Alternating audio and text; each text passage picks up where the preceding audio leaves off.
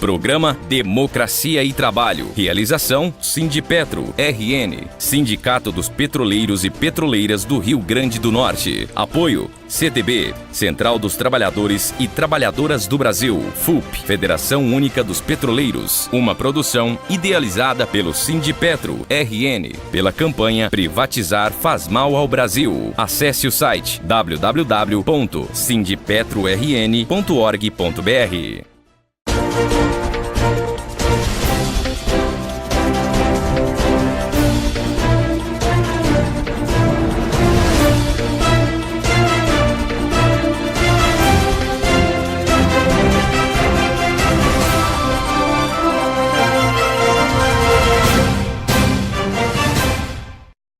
Olá, está entrando no ar mais um programa Democracia e Trabalho, um programa do Sindipetro RN pela campanha Privatizar faz mal ao Brasil. Nosso programa, você sabe, aqui na TV Metropolitana, todos os sábados aqui às 10 horas e também com reprise nas terças-feiras às 19 horas e 30 minutos. No programa de hoje eu recebo aqui o professor Anderson Santos, que ele é professor de Gestão de Políticas Públicas da UFRN, é sociólogo. Seja bem-vindo, professor, ao nosso programa. Muito obrigado, é um prazer estar aqui. Professor, eu queria inicialmente perguntar sobre essa conjuntura nossa política e sobre o que a gente vem passando, principalmente com um desinteresse, uma descrença da população na política. Qual a sua opinião acerca disso? Bom, nós não podemos culpar a população por ter descrença na política, afinal de contas não são os melhores exemplos do mundo, né? A crise política, naturalmente, ela promove uma perda da credibilidade da classe política e será muito difícil reconquistar parcela dessa credibilidade. Vai levar muito tempo, é compreensível. Perfeito. Isso também junta também a questão dos jovens, né? Além da população em si, mas em outras épocas a gente tinha uma participação maior e um interesse maior dos jovens, né? O que é que se explica essa falta de interesse também dos jovens pela política, pelo que a gente vem passando?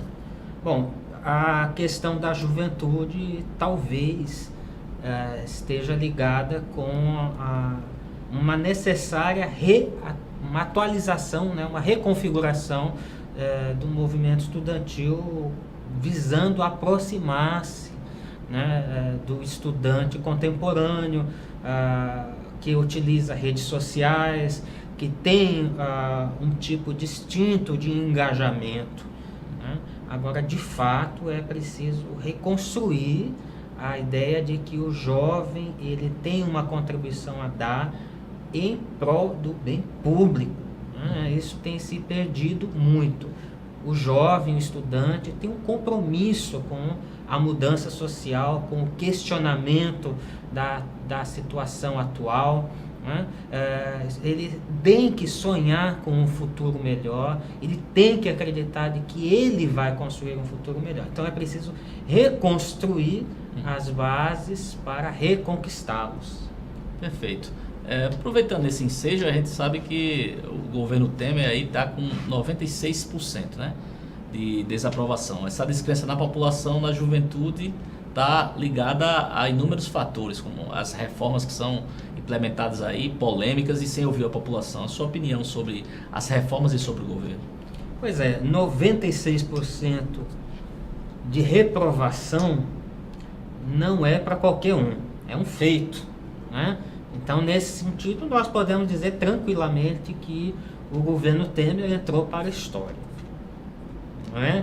De uma forma ou de outra, ele está na história como um governo absolutamente impopular e que vai deixar grandes marcas, profundas marcas à democracia brasileira, principalmente por conta dos seus métodos de atuação, né? De não ouvir os movimentos sociais, de procurar fazer a aprovação de reformas a toque de caixa, reformas sérias que vão definir o futuro do país.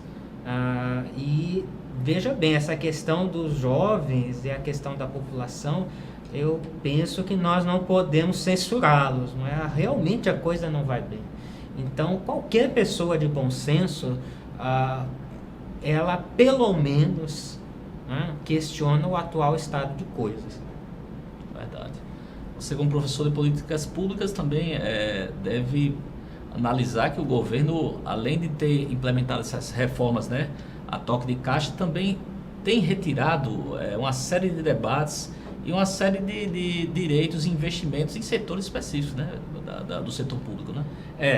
Aí a gente tem duas coisas para falar. Uma é sobre a natureza do ajuste fiscal promovido pelo governo e a outra é a reforma. Claro que as duas coisas estão interligadas e, essencialmente, o problema é o mesmo, que é o isolamento dos movimentos sociais, a preferência do governo Temer em negociar apenas com os grandes empresários, né? Essa opção que ele faz, porque ele percebeu, inclusive, que esta é a forma de manter-se no poder, né? Inclusive, há uma questão, né, mais profunda, né, que é justamente, explica, né, ela explica por que o governo Temer está lá. Havia dito há pouco, numa conversa antes de começarmos a nossa entrevista, que o governo Temer nos remete àquela história do jabuti na árvore, não é? Resta saber quem colocou o jabuti na árvore. E, ao que tudo indica, são realmente os mais poderosos desse país. E há, sim, uma moeda de troca, que é entregar reformas impopulares. O governo, ele é propositalmente um governo antipopular. Ele foi colocado lá com esta configuração. E esse é o pecado original. Você acredita também que há a exemplo até do que ocorre com a Petrobras, né? A questão do sucateamento, né? Pelo presidente da Petrobras e outros setores também, várias instituições e entidades do governo que vêm sendo, de toda forma, a infraestrutura tem sido sucateada acerca de vender, né? Isso acaba influenciando na política pública para a população, não é isso?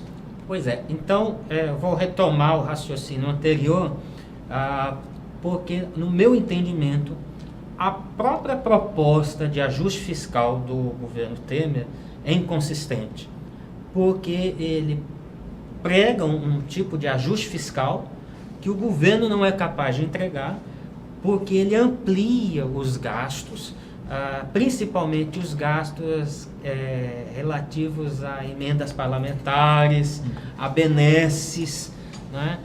Ele não faz cobrança de impostos atrasados, o que deveria se esperar de um governo austero, né? Cobrar daqueles que devem, diminuir o seu próprio gasto de maneira racional, de maneira equilibrada. Não, ele não faz isso.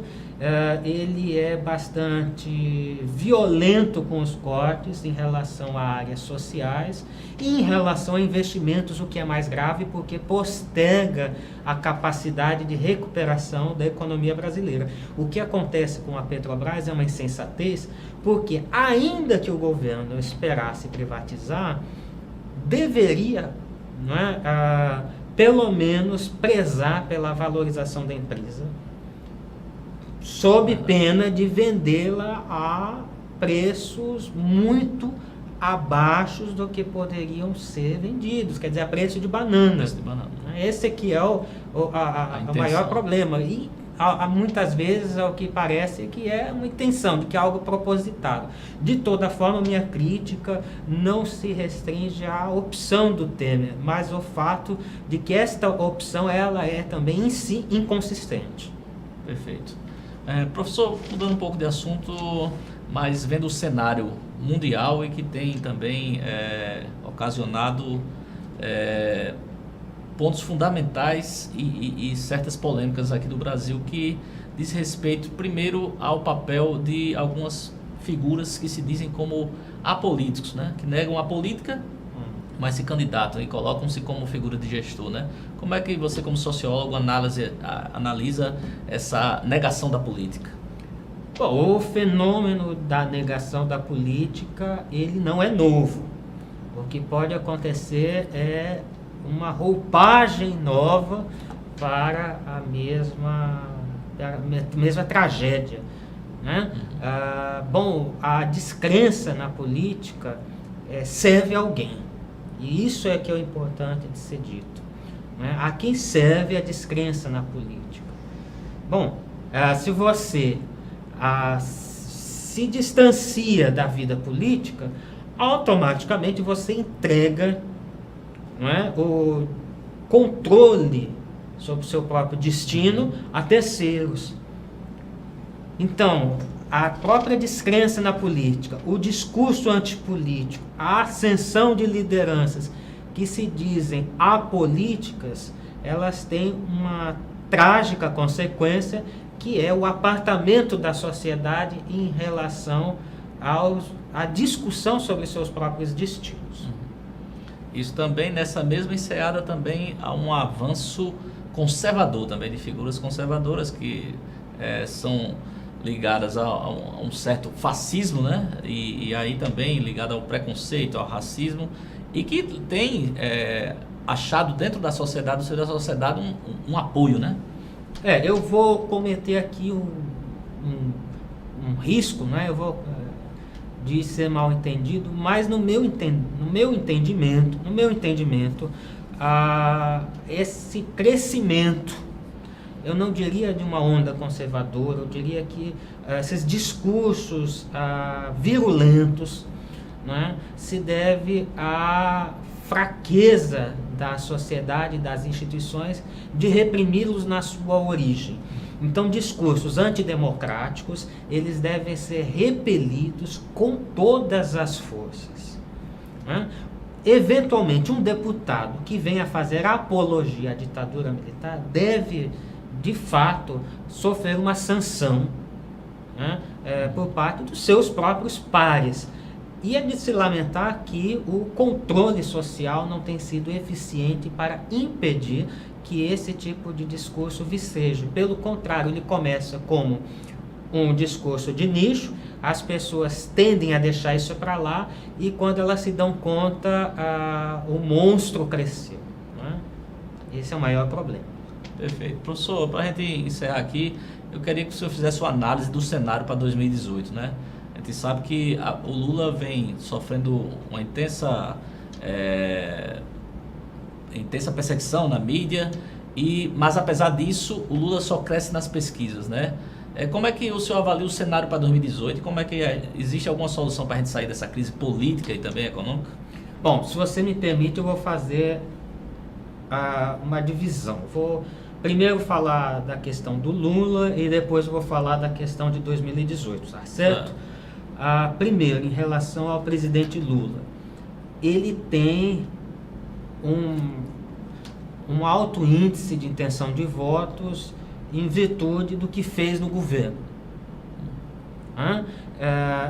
E à medida que a política brasileira vai mais fundo, desce mais, a tendência é de que o presidente recupere parte do seu prestígio. Por quê? Porque a população tende a entender que todos são iguais. Então, eventual discurso, do ponto de vista moral, que venham a ser imputados contra o presidente Lula, tende a perder eficácia com isso. O principal problema do presidente é reduzir a sua taxa de rejeição. Pelo Datafolha, ele tem 46% de rejeição. Eu imagino que por volta de 36% de rejeição, ele já seja um candidato muito competitivo. De qualquer forma, eu quero registrar aqui que a presidente Dilma foi reeleita com uma rejeição por volta de 40%. Então, apesar do presidente Lula ter 46% e ser uma taxa de rejeição elevada, é possível que ele reduza um pouco e se torne um candidato competitivo. Eu não quero discutir sobre as questões jurídicas, porque eu não tenho como fundamentar nesse momento a minha opinião. Mas, em relação a 2018, nós então temos que pensar de duas formas. Uma, com o presidente Lula concorrendo, né, e sem o presidente Lula concorrendo. Com o presidente Lula, é de se esperar que exista um candidato anti-Lula, né, para o segundo turno. É isso que se imagina. Que alguém surfando na sua rejeição possa chegar lá, né, num segundo turno, bater o presidente Lula.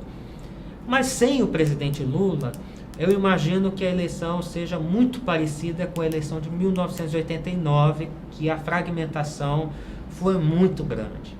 Né? Então aí existem grandes chances de que nós voltemos à mesma disputa anterior, não exatamente entre o PT e o PSDB, mas com projetos semelhantes ao que foram defendidos nos outros governos, de uma forma ou de outra. Eu imagino que a gente vai voltar a esse tipo de debate. Perfeito. Bom, a gente bateu um papo aqui muito bacana com o professor Anderson Santos, que ele é professor de gestão de políticas públicas da UFRN. Muito obrigado, professor, por sua participação aqui no nosso programa. Eu que agradeço, muito obrigado.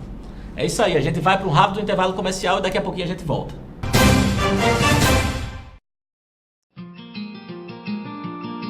Você já deve ter ouvido o governo dizer que existe um rombo na Previdência e que os recursos públicos não são mais suficientes para pagar os benefícios.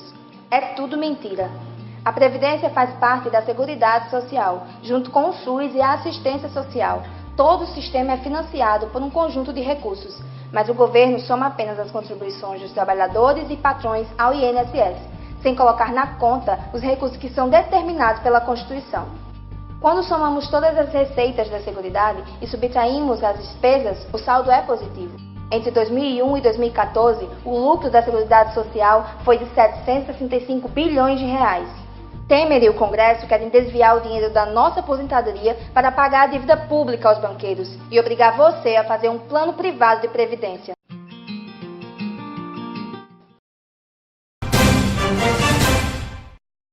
Estamos de volta com o programa Democracia e Trabalho, um programa do Sindipetro RN, pela campanha Privatizar Faz Mal Brasil. Neste segundo bloco, eu converso aqui com Nereu Linhares, ele é assessor jurídico do estado aqui do Rio Grande do Norte, também especialista com uma vasta carreira, uma vasta experiência na questão da Previdência Social. Seja bem-vindo ao nosso programa, Nereu. Obrigado, Arthur. A gente que agradece. Bom, vou começar perguntando a pergunta que todo mundo tem feito aí nas ruas. Vai ser possível a gente se aposentar com essa nova reforma da Previdência? Muito difícil. A finalidade do governo, na verdade, é não aposentar. Né? Então a gente tem, a grosso modo falando, nós temos os dois principais benefícios da Previdência, que é a aposentadoria e pensão. Né? Então toda a finalidade do governo hoje é ver se evita pelo menos o primeiro benefício, que seria a aposentadoria. Como? Muito simples. Criando uma idade muito avançada para o servidor se aposentar, e um tempo também muito avançado, que seria 65 anos de idade para homem, 62 para mulher, com 40 anos de tempo de contribuição. Veja bem, não é tempo de serviço, é tempo de contribuição. Você teria que provar que contribuiu durante todo esse tempo para poder se aposentar. É óbvio que no país como o nosso, a expectativa de vida não chega aos 75, ou no máximo a 75, é óbvio que a probabilidade é que muita gente chegue a óbito antes da aposentadoria. Nesse caso, o governo pagaria só o benefício de pensão, já evitaria de pagar a aposentadoria. Perfeito. Nereu, a Previdência, afinal de contas, ela está quebrada ou não, né? O governo diz que ela está quebrada e que tem que fazer esse ajuste. A Previdência ela não está quebrada, a Previdência não quebra. A Previdência ela tem...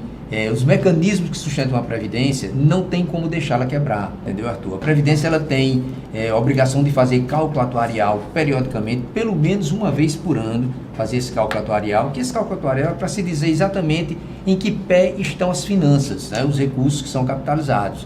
E ver a questão da expectativa de vida da região, ver a questão da própria alíquota. E aí, em cada cálculo atuarial desse, é fácil de se dizer se essa alíquota estaria mais baixa, estaria mais alta. E, evidentemente, também fazendo as fiscalizações para a questão das fraudes, fazendo a questão da cobrança dos grandes devedores. Então, na verdade, o que existe são grandes devedores, o que existe na Previdência é má gestão. A Previdência não quebra, ela pode ser mal gerida, né? Então, ela é mal gerida e aí se diz que ela teria um déficit. Não, não tem. O governo ele deveria apresentar a conta como ela deve ser apresentada. Mostrar o que se arrecadou de previdência, aquela previdência direta, que é a previdência que se retira da folha de pagamento, é os 11% do servidor com os 22% do governo, em outros casos 20%, mostrar a contribuição indireta, que é COFINS, PIS, né? A questão das despesas de prognósticos e outras coisas que entram, outras fontes de renda que entram para a Previdência. E, feito o levantamento dessa fonte de custeio, ele apresentar a despesa, que aí sim, ele apresentaria separadamente a despesa dos recursos, dos benefícios previdenciários decorrente da contribuição direta, que é aquela da folha de pagamento, e a despesa com assistência, que é a Bolsa Família, que é o Rurícola, certo? Que também tem um financiamento através da COFINS, por exemplo. Então, o governo não apresenta, ele apresenta só a receita da folha de pagamento e quando ele apresenta a despesa, ele junta as duas despesas. A despesa dos benefícios decorrentes da contribuição e decorrente da assistência. Aí, desse jeito, não tem como não dar uma diferença menor. Inclusive, o governo utilizou de um artifício que seria algumas categorias ficarem de forma da reforma. Pelo menos ele disse que vão ficar de forma da reforma e os governos os governos municipais e estaduais vão ter que dizer como é que vai ser a reforma de cada um, né? Estariam salvos da reforma? Não estão salvos da reforma, não. O governo ele falou exatamente isso. Ele só estou retirando da reforma os estados e municípios. Mas ele já disse, estou retirando para eles entrarem depois. Não está retirando, o governo não tem como retirar. Trata-se de uma emenda constitucional. O artigo 40 da Constituição prevê que os regimes próprios eles são dos estados, municípios e da União, certo? Então, para ele retirar os estados da reforma, ele teria que mudar a cabeça do artigo, o caput do artigo, e ele não mudou, e nem vai mudar, né? E mesmo que mudasse, teria que mudar o artigo 24 da Constituição, que o artigo 24 diz que em matéria previdenciária prevalece a norma federal. Isso significa dizer, mesmo que ele conseguisse retirar os estados, certo? Quando ele fizesse essa norma a nível federal, essa norma o Estado tinha que cumprir, ele era obrigado a cumprir. E ainda assim, se modificasse o artigo 24, se modificasse o artigo 40, na hora de negociar com o Estado, na hora de fazer os acertos, o que o governo diria? Libero, agora desde que você faça a sua reforma previdenciária. Então, não se iluda servidor público do Estado, nem do município. O governo não retirou, o governo federal não retirou e nem vai retirar, porque qualquer norma federal, ela atinge o Estado e o município. Professor Nereu, no caso, né? Você acha que, por exemplo, existe um lobby do governo para implementar as previdências privadas nesse aspecto, né? Forçar o trabalhador, forçar a população a ter uma previdência privada? Na verdade, essa é a finalidade. A finalidade da reforma tem sido privatizar a Previdência, né? Ele vai tornar a Previdência Pública tão ruim, né? Principalmente a Previdência do regime próprio dos servidores, tão ruim que vai obrigar o servidor a procurar uma Previdência privada, né? E então, isso é do governo? Não, na verdade não é. Isso é interesse do empresariado, isso é interesse dos fundos de pensão, é interesse dos banqueiros, certo? Isso eles financiaram a campanha e agora estão querendo cobrar a fatura, que é exatamente isso. Então, independente do governo que lá estiver, sempre vai haver essa possibilidade, essa espada de Dante sempre vai estar sobre a cabeça do trabalhador, porque o que se quer é privatizar a Previdência, principalmente a do serviço público, que é onde o valor do benefício ele é melhor.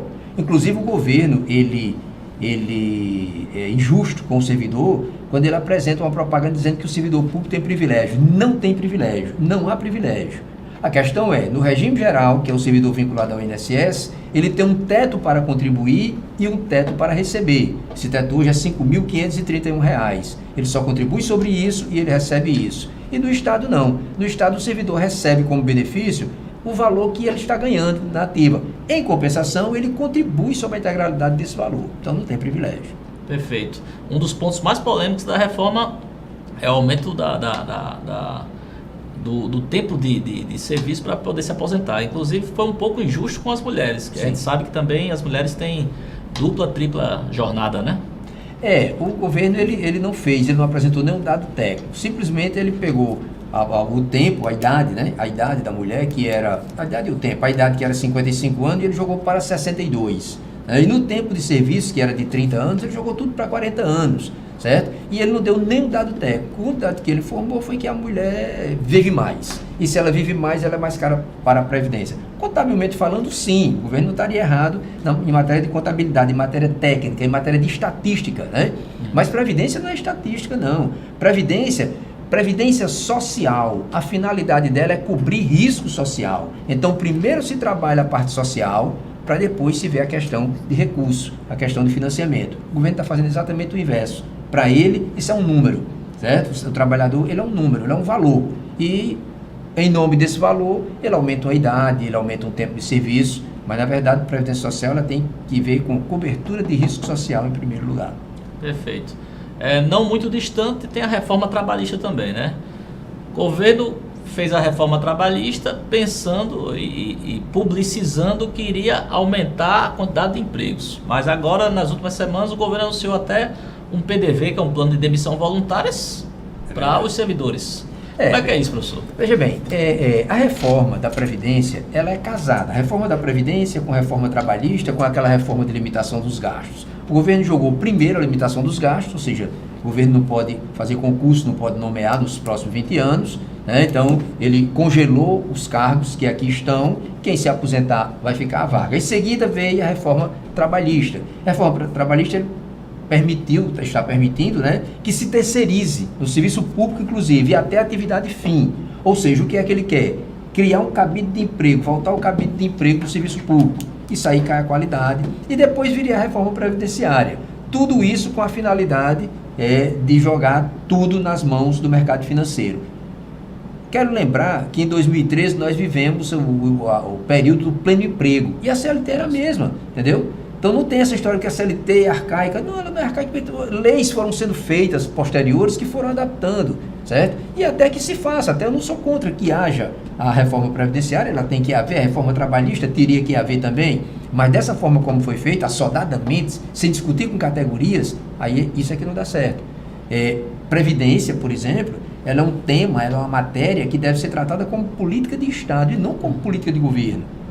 Para isso você tem que ver uma visão de 70 anos daqui para frente, 50, 70 anos daqui para frente. Da forma assodada como ela foi feita, não cabe se dizer que isso é uma reforma previdenciária. Até mesmo porque isso que eles estão chamando de reforma aí, não discute um ponto crucial, por exemplo, que é o nosso modelo de previdência. Se o nosso modelo é o que nós chamamos de modelo de repartição simples, ou seja, você pega do trabalhador que está na atividade para pagar aquele trabalhador que já está aposentado, e inverteu-se a pirâmide social, ou seja, tem mais aposentado hoje do que gente no mercado de trabalho, então se estude o modelo, a mudança do modelo. A gente podia voltar para o modelo de capitalização, onde o próprio trabalhador paga, põe o dinheiro lá para receber depois. Mas por que é que o governo não discute o modelo? Ele só discute a redução de benefício. Acho que isso não é reforma, acho que isso aí é um engodo, um puxadinho, né? Não é reforma isso. Perfeito. Né? Então você viu aí que foi uma série de medidas e que visam muito a venda do Estado brasileiro. Né? Quando você observa a PEC 241, que reduz os investimentos, isso acaba por si só desestruturando toda uma cadeia produtiva. Agora a reforma trabalhista, precarizando o trabalho, e a previdenciária, com os planos, inclusive na reforma trabalhista, agora com os PDVs, né? Então enxugando o Estado e precarizando o trabalho e desestruturando, não é isso? E assim, fica difícil até para o governo explicar, porque veja bem, nós temos hoje uma defasagem, todo brasileiro sabe que em qualquer segmento do serviço público, a escassez de mão de obra é grande hoje, está faltando gente, né? Então não vamos fazer os concursos porque temos um controle de gasto, então não se faz um concurso. Se faz um terror com a reforma da Previdência, e isso tem dado uma enxurrada de pedido de aposentadoria. O pessoal corre para se aposentar, abre vagas. Então, abriu vagas, mas não pode contratar. E aí, de repente, milagrosamente, aparece uma reforma trabalhista dizendo, olha, você pode terceirizar, certo? Então, é só juntar uma coisa com a outra. Está se vendo que a finalidade mesmo quando se fala em diminuir o Estado, o tamanho do Estado, certo? Aí se aproveita isso para dizer, diminui o tamanho do Estado e traga tudo para o capital. Basta você pegar hoje as terceirizações, os contratos de terceirizações, e você veja quanto custa um servidor, por exemplo, o vigia, né? Vigia, você pega o vigia, ainda tem vigia no Estado.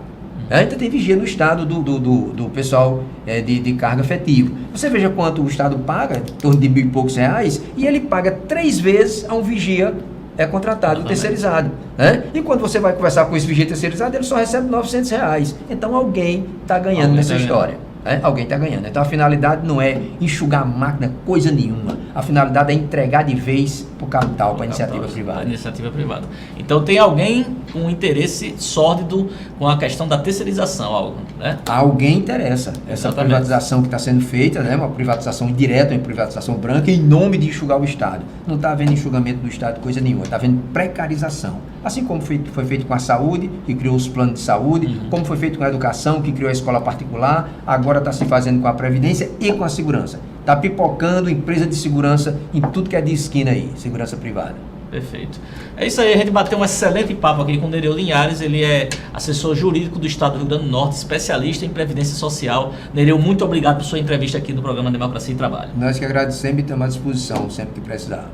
É isso aí, o programa Democracia e Trabalho vai se encerrando por hoje. Você sabe que aqui é todos os sábados às 10 horas da TV Metropolitano, com reprise às terças às 19h30. Tenham todos um ótimo final de semana e até o próximo programa.